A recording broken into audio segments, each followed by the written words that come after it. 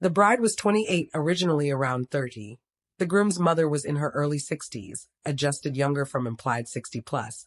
The husband is now Lucas. The mother-in-law is Vivian Harrington, and the family name is Harrington, a classic, old money-evoking surname. The setting remains a high society wedding, shifted to a grand estate in the Hamptons area of Long Island, New York, for an elite East Coast feel.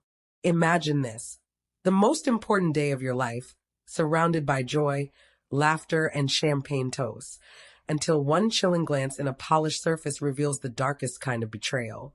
That was my wedding reception. At my wedding reception, I stood adjusting my veil in the gleaming reflection of a copper backsplash I'd lovingly restored by hand over 3 long months. The metal shone like a perfect mirror. That's the only reason I caught sight of her. My mother-in-law, Vivian Harrington, stood right behind me. She didn't notice my eyes watching her through the copper. Her gaze fixed instead on my champagne flute resting on the bar. I saw her slip a tiny glass vial from her elegant clutch and let 3 crystal-clear drops fall into my glass. I didn't spin around. I didn't cry out. I waited calmly as she glided away to greet the wife of a prominent congressman. Then, with the calm precision of a skilled surgeon, I simply reached over and swapped our glasses. The poison she'd intended for me now rested in her own hand, and the true drama of the day was only beginning. Drop a comment below and tell me where you're tuning in from and what time it is there right now. I'd genuinely love to hear from our incredible community. Most brides would have raced to the restroom, heart pounding, fighting for air after witnessing their new mother-in-law attempt to poison them. But I'm a historic restoration architect. My days revolve around diagnosing crumbling foundations, hidden structural flaws, and buildings on the brink of collapse. Panic isn't something I can indulge in. In that frozen moment, what surged through me wasn't terror. It was static load, the engineering term for the massive, invisible pressure a beam endures right before it either supports the entire structure or shatters completely. I walked back to the head table, my heels tapping a steady, deliberate rhythm on the polished hardwood. I checked my pulse, 80 beats per minute, elevated, yet fully under control. I smoothed the silk of my gown and settled beside Lucas, the brilliant pediatric surgeon who dedicates his life to saving children's futures, yet remained blind to the danger his own mother posed. He squeezed my hand beneath the table, his thumb gently tracing my ring. His eyes shone with such pure love, it almost ached. He leaned close and whispered how breathtaking I looked. He had no clue that just 10 feet away, his mother was now sipping the champagne she'd meant as my undoing. Across the table, Vivian sat poised and regal, charming my parents with laughter at one of my father's jokes, the picture of graceful matriarch. She met my gaze. Her eyes were icy, lifeless beneath perfect layers of high-end mascara. She lifted her glass, my original glass, in a silent toast aimed straight at me, a smug little smirk whispering, "Checkmate, darling." She believed she orchestrated this moment. In her mind, I was merely some fortunate outsider who'd wandered into the Harrington dynasty, a minor inconvenience easily erased with money or a few drops of poison. I lifted my water glass instead. My hand stayed rock steady. I took a slow, purposeful sip. The water tasted crisp, like sudden, perfect clarity. I watched Vivian take another confident swallow of the tainted champagne. Her cruelty felt so assured. For 2 full years, she tried every tactic to demolish me, calling my career grubby manual labor, offering me 6 figures to vanish from her son's life. But she overlooked one crucial truth about restoration architects. We spot every weak point in a structure, and we know precisely when collapse becomes inevitable. I set my glass down, smiled sweetly across at her, and waited to grasp why I didn't confront her immediately. Why I didn't seize her wrist and call for security. You need to understand the true architecture of our battle. This wasn't a sudden outburst of rage. This was the carefully engineered demolition phase of a 2-year campaign Vivian had directed herself. From the instant Lucas introduced us, I represented a glaring violation in her meticulously curated world. The Harringtons are classic old money. Wealth so ancient and quiet it practically gathers dust, and they're deeply wary of anyone who earns their place through actual work.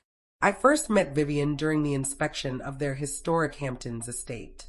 I arrived in work boots and a hard hat dusted with plaster. She stared at my hands as if they carried disease. Right in front of me, she asked Lucas if he was hiring the crew for some renovations. When he explained I was his girlfriend, she offered only a flat. Oh. Her attacks were never loud. They were subtle, foundational. Tiny fractures meant to weaken me over time. She'd forget to include me in family gatherings. She'd present me to their circle as Lucas's little project coordinator, conveniently omitting my master's degree and professional license. The real breaking point came 6 months earlier. In her grand library, she slid a thick cream envelope across the mahogany desk. Inside lay a cashier's check for $100,000. She called it a generous exit package. Her words were calm and cutting. You're a sweet girl, but let's face reality. You're new money. You create things. We inherit things. You'll never truly belong at this table, and I'm simply sparing you the humiliation of trying. I stared at the check, more than my parents earned in 2 years combined. Then I looked straight at her. I didn't tear it up. I didn't shout.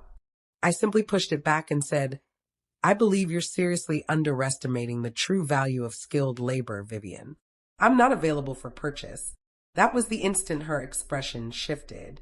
I went from minor irritation to genuine threat, and threats, in her world, must be eliminated. In psychology, experts describe something called an extinction burst.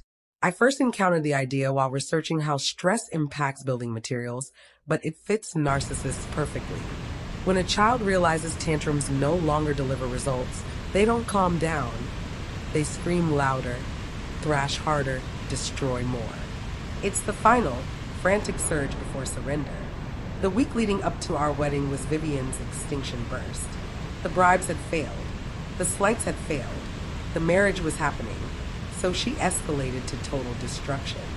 On Tuesday, she phoned our florist and tried to cancel everything, claiming the bride had tragically died in a crash. Thankfully, the florist contacted me first. On Thursday, I discovered her alone in the bridal suite, examining my veil. After she left, a vicious tear marred the lace.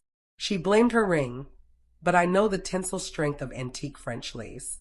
That kind of damage requires intent. I repaired it with delicate gold thread, a classic restoration technique. I never told Lucas.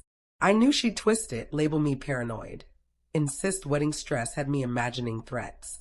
She counted on her behavior being so outrageous that no reasonable person would believe it. So when I witnessed the vial at the reception, the entire puzzle locked into place. This wasn't impulsive hatred. This was the final, calculated explosion of her extinction burst.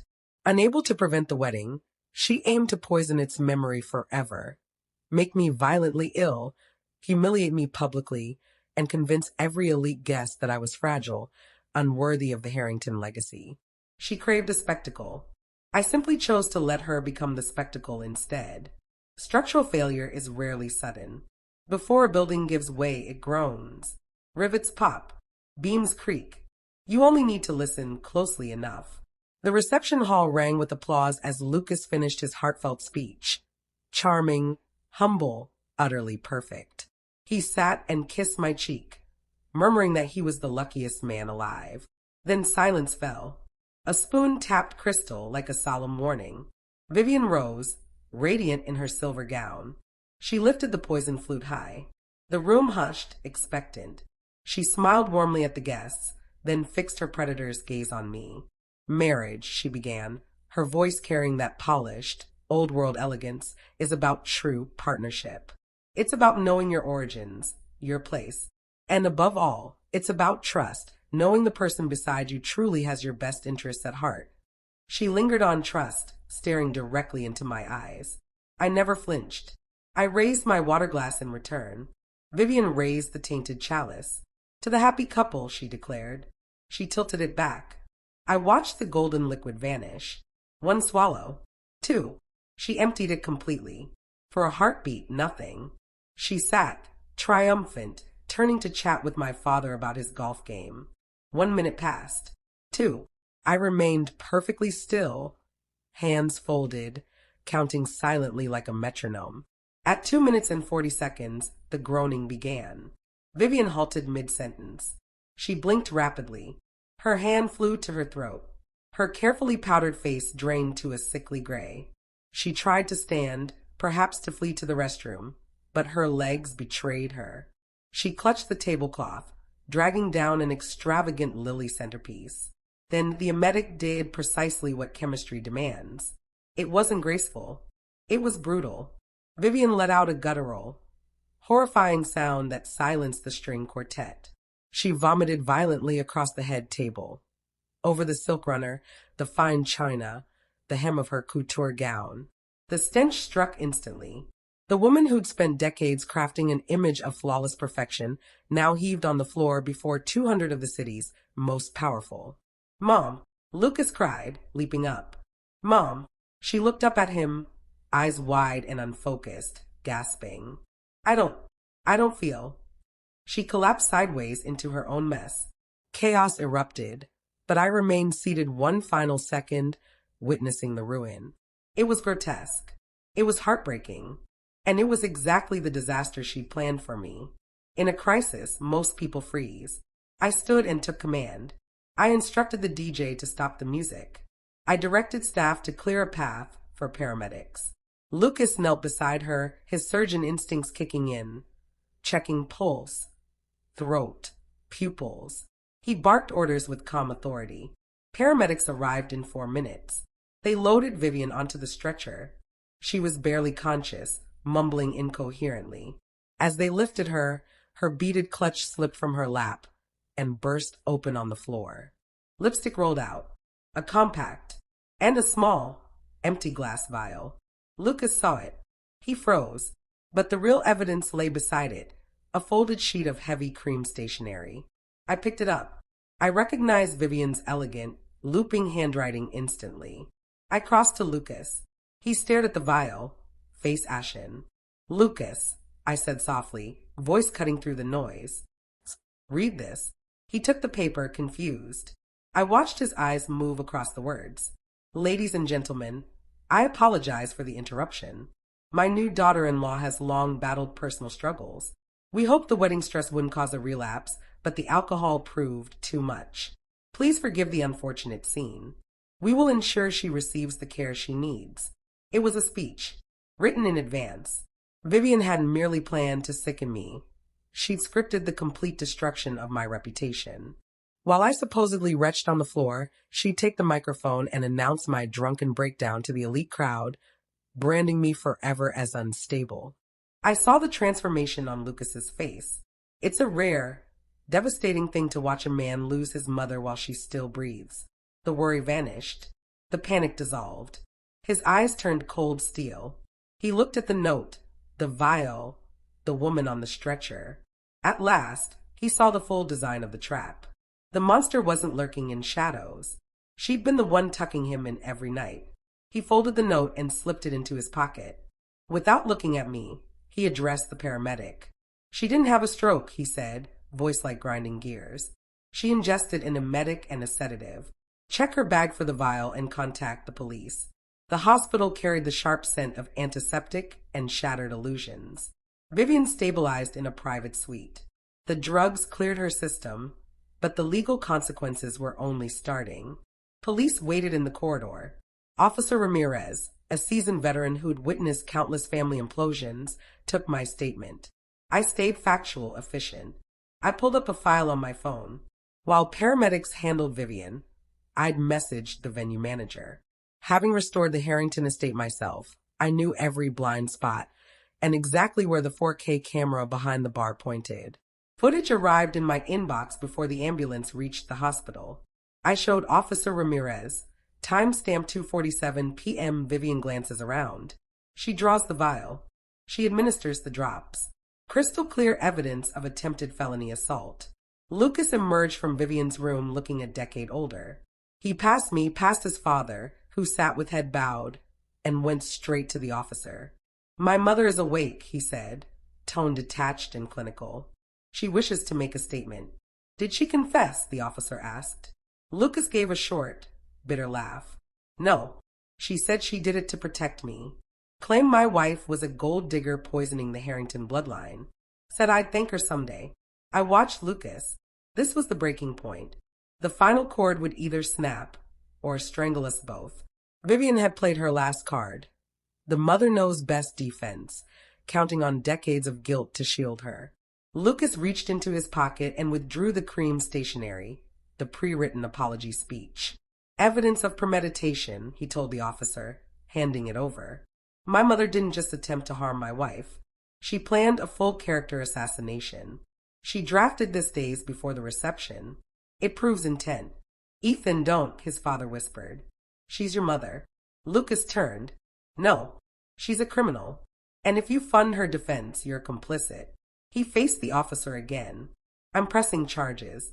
I also request an immediate restraining order for myself and my wife. I watched him sign. It was the most profound act of love I'd ever witnessed. He didn't merely choose me. He surgically removed the toxic force threatening our future. No tears, just the quiet scratch of pen on paper, severing a son's bond with his poisonous origin. It's been 12 months since that day. Vivian is serving a 24-month sentence for aggravated assault and reckless endangerment. Her defense tried diminished capacity, but the pre-written note obliterated it. You can't claim temporary insanity when you scripted your cover story 3 days early. Lucas and I skipped the estate. We bought a charming fixer-upper across town. Solid bones, plenty of character, just like us. Right now, I'm at our kitchen table, mending a bowl I accidentally shattered last week. It's the Japanese art of kintsugi. Instead of hiding cracks, you fill them with lacquer dusted with gold. The philosophy is simple. The piece becomes more beautiful because it was broken. The fractures are where true strength lives.